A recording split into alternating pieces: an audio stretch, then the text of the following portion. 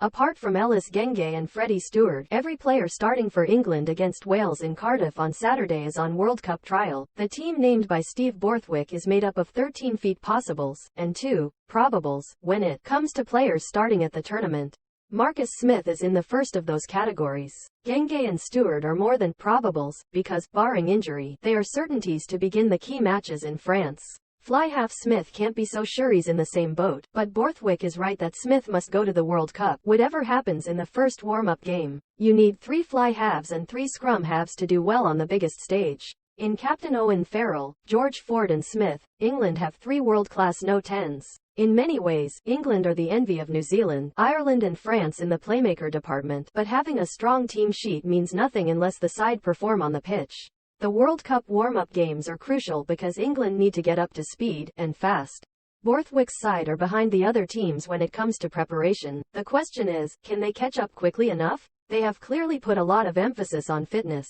The Six Nations confirmed how off the pace England were. Smith will want to have a big game against Wales. But whatever the result at the Principality Stadium, 2 things should happen. The first is that the Harlequins man goes to France anyway. Borthwick has confirmed that. And the second is that Farrell starts at number 10 in France. With Farrell in the playmaker position, England can do really well at this World Cup. It is more than possible for Borthwick's side to make the semi-finals, given their pool opponents and their possible last 8 draw. Get through that and then anything becomes possible. There is no doubt England are in the easier half of the draw, but that in itself brings extra pressure and, make no mistake, all their opponents will want the scalp of England, Argentina, especially. So much of England's chances rest on their first pool game against the Pumas, who have impressed in the Rugby Championship.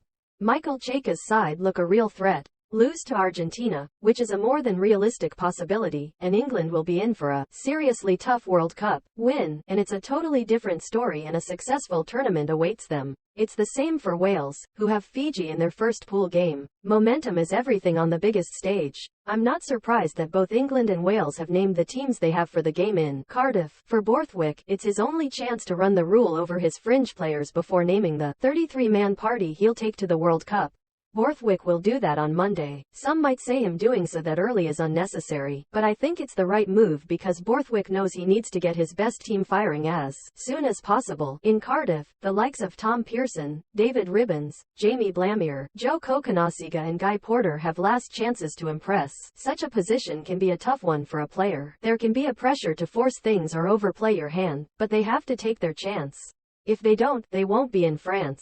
Also, England need to get the squad selection out of the way and focus the minds of their 3-3 players on that opening game against Argentina. Winning is important in World Cup warm-ups, especially if you're in a position like England, who have been losing far more games than they would have liked since reaching the final in 2019. That said, what is going to be more important for England is finding the best way for them to play. Borthwick had a matter of weeks with the team ahead of the Six Nations after being parachuted in to replace the sacked Eddie Jones.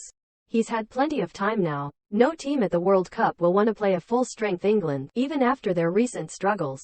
World Cups do seem to suit England. Borthwick must know his first-choice 15 and start to apply the tactics and style of play he desires for the Argentina match. England have 3 warm-up games and, after today's match against Wales, I expect Borthwick to nail down his combinations sooner rather than later. That is likely to lead to a fringe role for Smith. Farrell is number 1 at number 10 and, if England are to shock the world, then he will have to lead a game plan that is quick enough to beat the finest teams on the planet, to have a chance against South Africa, France, Ireland or New Zealand, and remember England wouldn't meet those teams until the semi-finals. If they make it that far in the tournament, Borthwick's side must play with a speed of ball, from all facets of play that makes even the best teams panic in defense.